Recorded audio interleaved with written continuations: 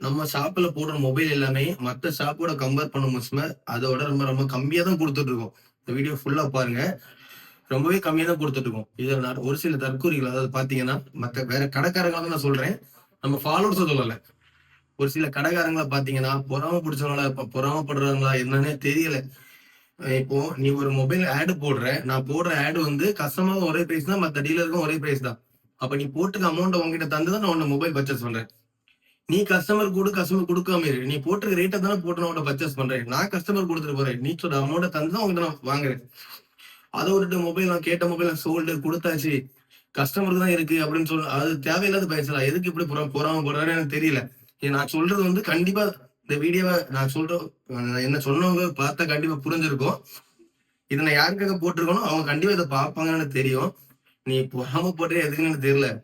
ஒண்ணு நீ வந்து ரேட் போடாம போடு. இல்லன்னா கஸ்டமருக்கு சேல் பண்ணு. இல்லன்னா உன் குரூப் வந்து லெஃப்ட் பண்ணி விடு. அது என்ன நீ கேட்டு போட்டுருக்கேன். நான் உன்ட்ட கேட்கிறேன். உன்ட்ட ரூ. தானே எடுக்கிறேன். இல்ல வாசியில தானே உன்ட்ட கேட்டுட்டு இருக்கேன். இல்லல்ல. முடிஞ்சனா தா.